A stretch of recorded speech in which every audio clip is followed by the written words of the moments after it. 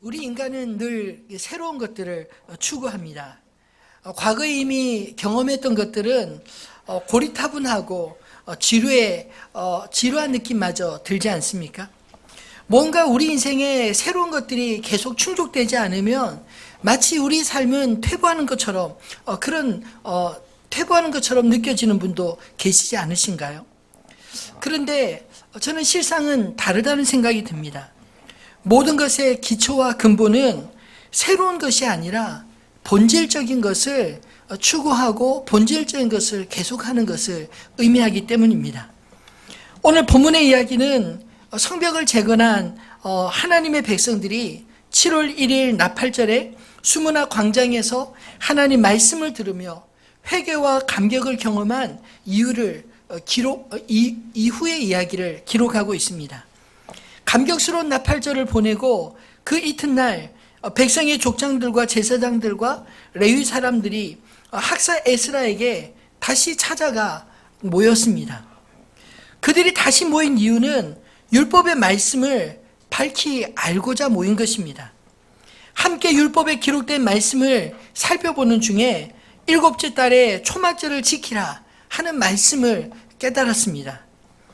오늘 본문의 초막절을 지키는 이야기는 사실 그들에게 새로운 이야기가 아니지 않습니까? 모세에게 주신 말씀대로 여호수아 시대에 지킨 최초의 초막절에 비해 1000년의 세월이 지난 옛것이기 때문입니다.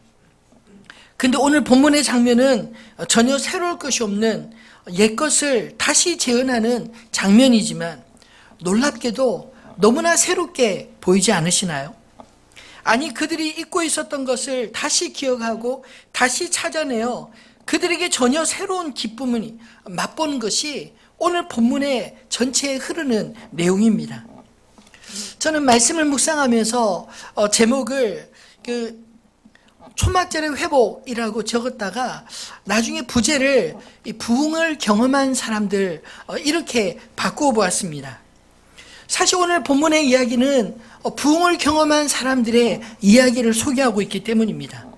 근데 이 부흥은 전혀 새로운 것이 아닙니다. 원래의 자리로, 원래의 방법으로 돌아가는 것이었습니다. 전도서 1장 9절로 10절 말씀을 보면 이 이야기를 명확하게 이해할 수 있다고 생각합니다. 한번 같이 읽어볼까요?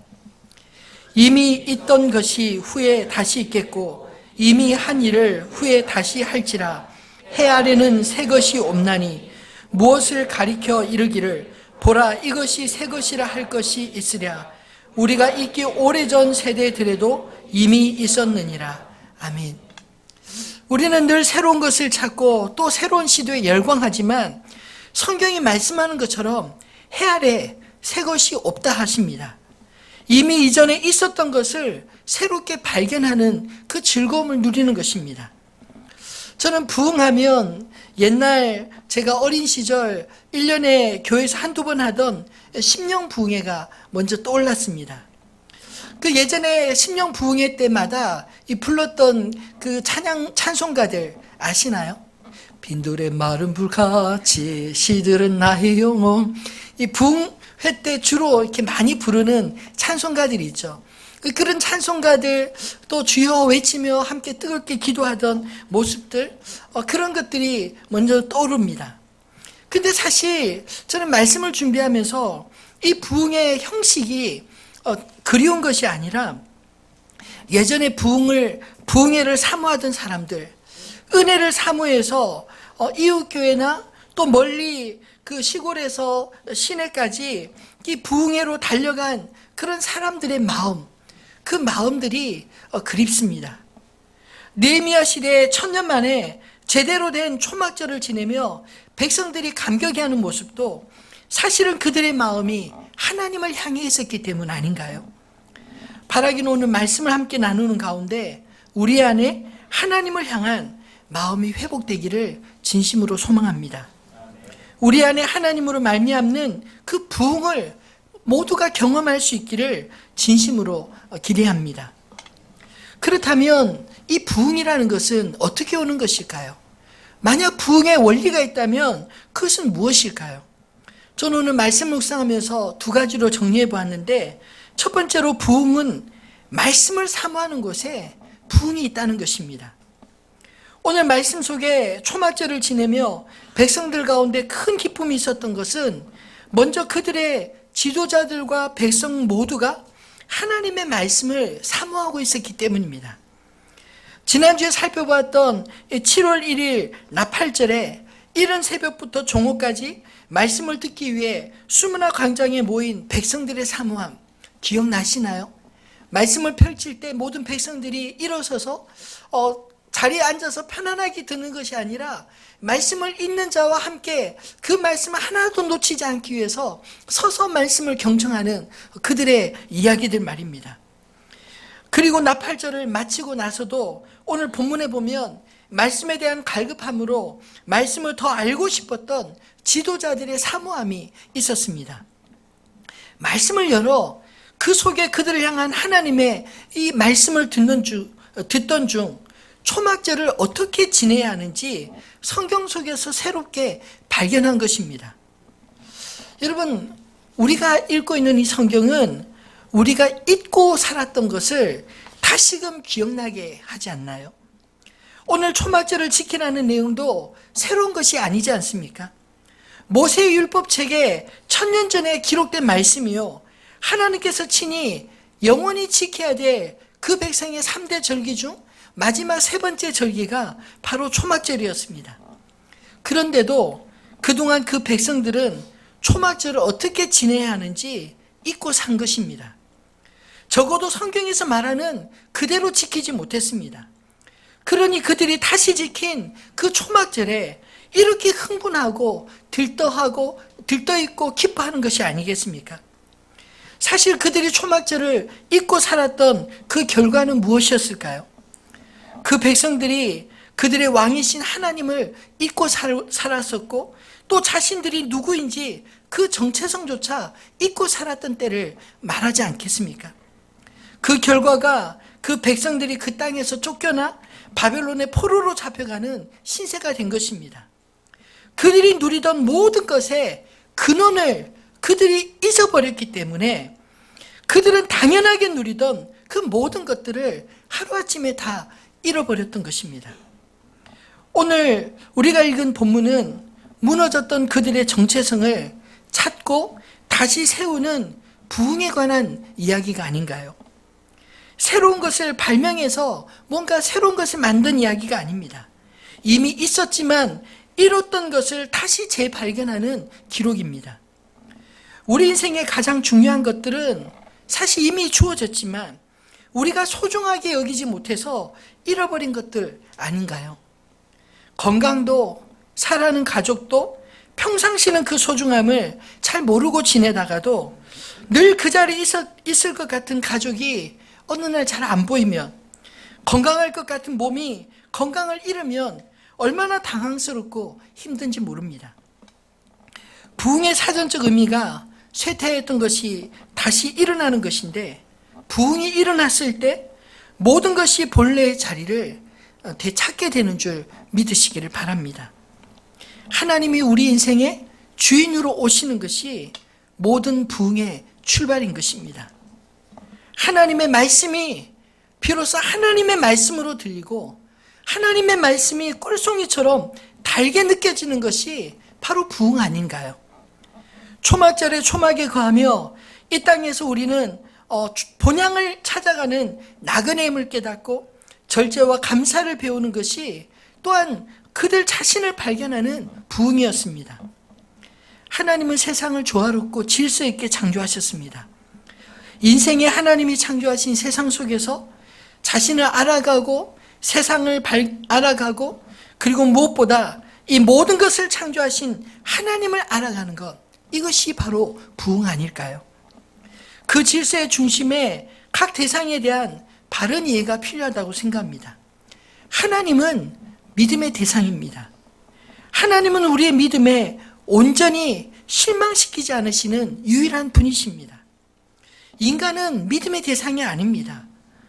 믿는 도끼에 발등 찍힌다는 속담이 여러분 괜히 나온 말이 아니라는 거 경험해 보시면 알지 않습니까? 믿음의 대상이 아닌데 믿었기 때문에 당연히 실망할 수밖에 없는 것입니다. 그러면 사람은 어떤 대상일까요? 사람은 사랑의 대상입니다. 사랑은 느낌이 아니라 의지입니다. 인간은 믿음을 온전히 충족시킬 수 없는 연약한 존재이기에 용서가 필요합니다. 사랑하면서 나는 절대 그 사람 용서 못해, 이 말은 모순이지 않나요? 사랑하기에 용서할 수 있는 것입니다. 사람은 사랑을 받을 때 비로소 우리 인생이 꽃이 피우고 또 그 삶이 변화가 일어나기 시작하는 것입니다. 그 다음에 우리에게 허락하신 모든 만물은 우리의 믿음의 대상도 아니요, 우리의 사랑의 대상도 아닌 바로 우리가 누려야 될 대상인 것입니다. 피조물을 믿는 것이 곧 우상이 아닌가요? 돈을 사랑하는 것이 일만하게 뿌리가 된다, 히브리서 기자는 말하지 않습니까? 하나님을 믿고 사람들을 사랑하면 우리에게 허락하신 이 모든 것들을 어떻게 써야 할지 알게 되고 아름답고 유용하게 그 모든 것들이 쓰임받게 되어질 줄 믿습니다. 바라기는 말씀을 사모함으로 우리의 마음이 변화를 받아 하나님과 이웃과 물질과의 관계가 올바른 자리를 잘 찾아갈 수 있게 되기를 소망합니다. 두 번째로 말씀을 순종하는 곳에 부흥이 있습니다. 16절로 18절의 말씀은 바벨론에서 돌아온 유다 지도자들이 초막절을 어떻게 지내야 하는지 깨달은 것을 모든 백성들과 함께 예루살렘에 모여 이 초막절을 지낸 그런 내용의 이야기입니다. 그들은 모세의 율법책에 기록한 말씀대로 그저 따라해 보았습니다. 우리는 쉽게 이 말씀을 읽지만 한번 생각해 보십시오. 42,000명 넘는 그 당시의 모든 백성들이 함께 예루살렘에 모여서 이처럼 행한다는 것, 여러분 결코 쉬운 일이 아닐 것입니다. 오늘 성경에 보면 자기 집 지붕 위에 혹은 자기 집 뜰에 이 초막을 치는 사람도 있었지만 하나님의 성전 뜰에 또는 수문 앞 광장에 에브라임 문 광장에 그 초막을 친 사람들의 이야기가 나오지 않습니까? 앞에서 자기 집 지붕과 자기 집 뜰에 초막을 치는 사람은 예루살렘 거주민이지만 나머지 이 광장이나 성전의 마당에 초막을 친 사람들은 다 지방에서 올라온 사람들입니다. 그 모든 사람들이 함께 모여서 동일하게 이 초막제를 지낸다는 것, 이것이 바로 오늘 성경이 말하고 있는 것처럼 이 여호수아 시대 이후에 이렇게 해본 적이 없었다, 이렇게 말하고 있는 것입니다. 여러분, 반상회만 해도 몇몇 되지 않는 사람들의 마음 하나로 모으기가 쉽지 않지 않나요? 어떤 의견이 나오면 또 다른 의견이 있기 마련이고 개인적인 이런저런 사정들은 또 왜 없겠습니까? 모이라고 한다고 하면 꼭 모이지 못할 이유들을 가진 사람들이 항상 있지 않나요? 근데 놀랍게도 오늘 말씀 속에 그런 의견의 분분함도 개인적인 사정들도 언급되어 있지 않습니다. 그런 일들이 기록될 만큼 그런 일들이 없었다는 것입니다. 모두가 한마음이 되어서 누군가 시키는 일을 따라하는 것이 아니라 그들 스스로가 그들이 읽고 그들이 깨달은 말씀에 반응하기 시작했다는 것이죠. 초막절을 지키는 방식까지 성경에 기록된 그대로 따라 행하였습니다. 그랬더니 백성들의 마음에 여호수아 때 경험했던 이 초막절 이후로 그들이 그렇게 전심으로 행한 일이 없었으므로 모두가 크게 기뻐하였다라고 말하지 않나요? 초막에서 일주일을 그냥 놀고 지낸 것이 아니라 매일 에스라가 낭독하는 하나님의 말씀을 듣고 레위 사람들이 해석하는 그 하나님의 말씀을 배우는 시간을 가졌을 것입니다. 그리고 거기에서 크게 기뻐했다는 것은 그들의 마음에 영적인 부흥을 경험했다는 말 아닌가요? 여러분, 우리가 말씀을 잘 듣고 배우는 것은 말씀대로 살기 위함이 아닌가요? 말씀대로 살아보면 말씀의 능력과 말씀하신 그분의 뜻과 의지를 알게 되는 것입니다. 순종을 해보면 말씀이 내 삶에 내면화되는 것을 경험할 수 있습니다. 앞에서도 제자훈련생의 소감을 들었지만 사실 제자훈련을 한다고 해서 그 1년 동안 갑자기 사람이 완전히 바뀌는 게 아닙니다. 갑자기 거룩해지거나 하나님이 내 인생의 모든 문제들을 갑자기 다 해결해 주는 것이 아닙니다. 그러나 훈련의 과정을 통해서 훈련을 하지 않을 때와 훈련할 때의 차이를 분명히 깨닫게 되고 알게 되는 것입니다. 말씀대로 순종할 때 제자의 삶을 배우고 말씀의 능력과 말씀하신 주님을 더 깊이 알아가기 때문입니다. 여러분, 제자 훈련은 자격증 따는 훈련이 결코 아닙니다. 제자 훈련을 통해서 우리의 인격과 삶이 말씀 앞에 반응하는 법을 배우게 되기를 소망합니다. 특별히 제자 훈련의 생활 숙제라는 것이 있습니다. 앞에서 우리 진선미 집사님도 그 숙제 이야기를 잠깐 하셨지만 이 생활 숙제는 매주 배운 말씀을 각 가정에서 또는 직장에서 또 이웃들 사이에서 실천하고 그 경험을 기록하여 훈련생들과 함께 나누는 시간입니다.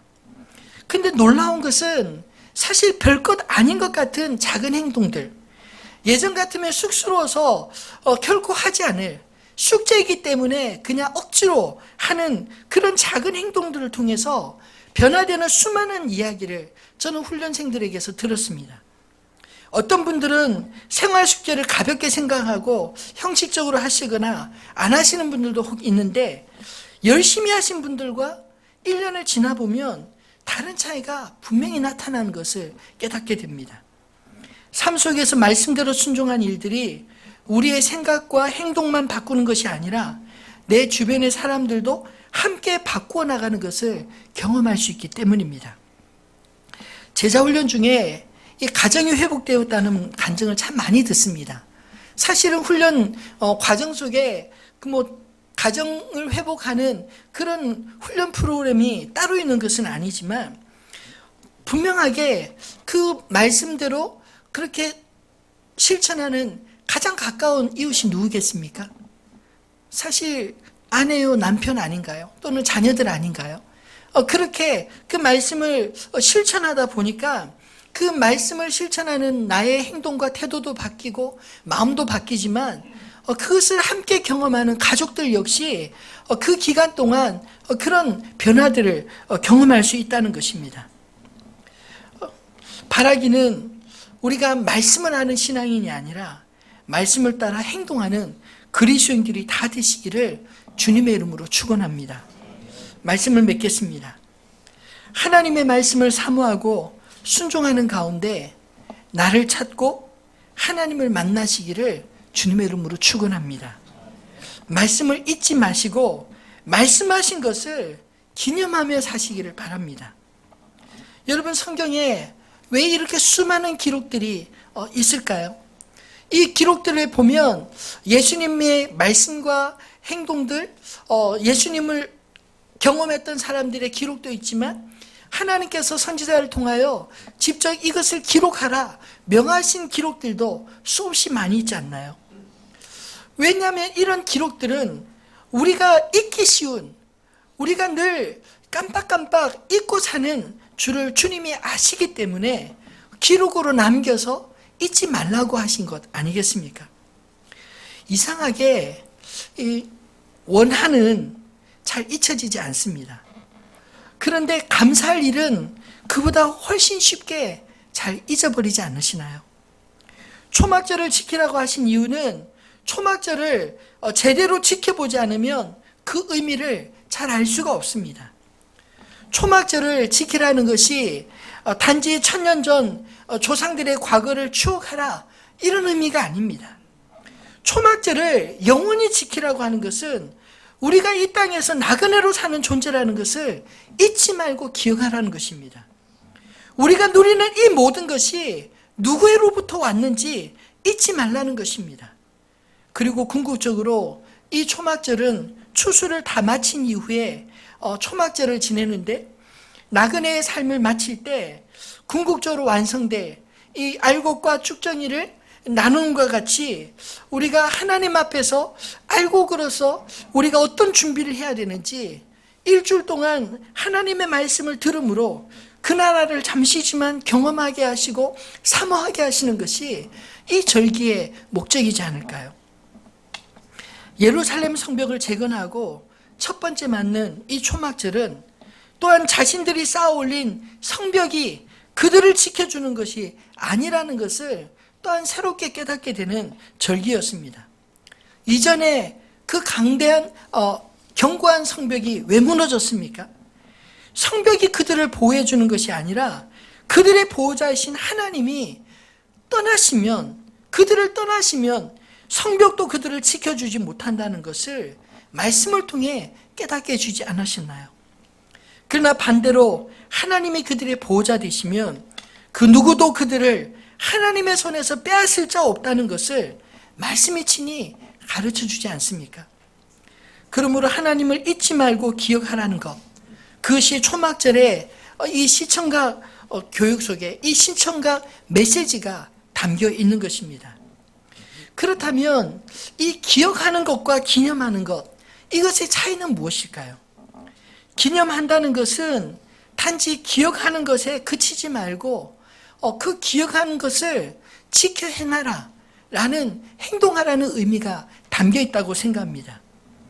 고린도전서 11장 24절로 25절에도 예수님께서 잡히시던 전날 밤 제자들과 함께 만찬을 베푸시면서 자신이 이 땅에 왜 오셨는지, 십자가에 왜 죽으셔야 했는지 제자들이 잊지 않도록 기억할 수 있도록 성만찬을 행하며 그것을 주님의 오시는 날까지 기념하라, 이렇게 말하셨습니다. 한번 그 본문을 읽어볼까요? 고린도전서 11장 24절 25절입니다. 축사하시고 떼어 이르시되 너희를 위하는 내 몸이니 이것을 행하여 나를 기념하라 하시고, 식후에 또한 그와 같이 잔을 가지시고 이르시되 이 잔은 내 피로 세운 새 언약이니 이것을 행하여 마실 때마다 나를 기념하라 하셨으니 아멘. 우리는 분명히 예수 그리스도를 십자가의 보혈을 말미암아 구원을 받았습니다. 근데 그 구원의 감격이 세월이 지나고 시간이 지나면 점점 잊혀지지 않나요? 근데 성만찬을 통해서 그 예식을 통해 다시 한번 그 사실을 기억하는 것입니다. 성만찬은 주님이 행하신 모든 것을 기념함으로 잊지 않도록 하는 주님이 우리에게 베풀어 주신 그런 안전장치가 아닌가요? 오늘 초막절을 지키는 것도 말씀하신 대로 기억하고 최선을 다해 그들이 초막절을 기념했을 때 초막절을 지키라고 하신 그 의미를 깨닫게 되는 것을 말씀하고 있는 것입니다. 추수감사절도 지났고 성탄절도 준비하는 이 시점에 오늘 이 말씀이 그저 명절을 이게 수동적으로 따라가는 것이 아니라 능동적으로 이 명절을 우리 인생 가운데 기념일로 삼아 만들어갈 수 있기를 주님의 이름으로 축원합니다. DIY 크리스마스, 오늘까지 한 주간 더 연장해서 모집을 받습니다. 지난주 그렇게 강조했는데도 몇 팀이나 들어왔느냐 했더니 27팀 들어왔다고 하더라고요. 말씀드렸지만 한 200팀 이상 할 수 있습니다. 예. 지난주에 한 순자님이 문자로 이렇게 전해 오셨습니다. 목사님, 순원들하고 같이 이 DIY 어떻게 할까 이렇게 나누는 중에 좀 불편한 게 있었다 이야기 하시더라고요. 뭐가 불편하시냐면 DIY 하는 가운데 이렇게 인증샷 하는 거 있잖아요. 그거를 하라고 이렇게 적혀 있어서, 근데 이렇게 조그마한 거 드리고, 자, 우리 같이 사진 찍을까요? 이게 너무 남살스러워서 못하겠다. 이런 말이 있어서, 제가 금요일 날 수정해서 말씀을 드렸습니다. 안 찍으셔도 됩니다. 찍으라는 것은 우리가 잊지 말라고 기억할 수 있는 도구가 되기 위해서 또 있고요. 또 그 책자를 만들 텐데 거기에 또 들어갈 그런 소스로 좀 마련하기 위한 이제 준비하는 사역자의 그런 요구도 있었습니다. 근데 인증샷 안 찍어도 되는데 예를 들어서 선물을 포장하면서 어떤 그 과정이나 혹은 편지 예쁘게 해서 그걸 찍어도 괜찮습니다. 그러니까 인증샷이 부담스러우시면 안 찍어도 되니까 많이 참여하시면 좋겠습니다. 우리 성탄절 이 땅에 육신을 입고 우리 가운데 오신 그 주님의 사랑, 우리 이웃들과 함께 나누면 얼마나 큰 은혜를 누리게 될까요? 우리의 신앙의 여정에 주님과 함께하는 수많은 기억들이 소중한 추억으로만 남는 게 아니라 우리의 삶에 주님을 기념하는 수많은 믿음의 흔적들을 남기는 그런 은혜가 있었으면 좋겠습니다. 여러분, 이 기념하라고 하는 것은 나만 누리는 게 아니라 또 함께 나누라는 의미가 아닌가요? 이 초막절을 통해서 자녀들에게 왜 초막절을 하는지 1년에 한 번씩 설명해 주지 않겠습니까? 그러면 그것을 보고 자란 자녀들이 또 초막절에 그들의 자녀들에게 초막절의 의미를 설명해 주지 않겠습니까? 여러분, 이 기념일은 그런 의미가 있는 것입니다. 성경에서 절기는 하나님께서 우리가 잊지 않아야 될 것을 잊지 않도록 하기 위한 시청과 교육으로 우리에게 허락하신 게 아닌가요? 바라기는 이 성탄절, 우리가 준비하는 성탄절을 통해서도 하나님이 우리에게 허락하신 은혜들을 우리가 우리 자신만 기억하고 누리는 게 아니라 우리 이웃들과 함께 나눌 수 있는 우리의 기념일이 되기를 주님의 이름으로 축원합니다. 오늘 주신 이 말씀을 기억하면서 지난 금요일 날 우리 훈련생들이 특송으로 불렀던 찬양이 있습니다. 어게인 1907. 이 찬양 가사, 부흥을 꿈꾸는 이 찬양을 가사를 묵상하며 함께 찬양하겠습니다.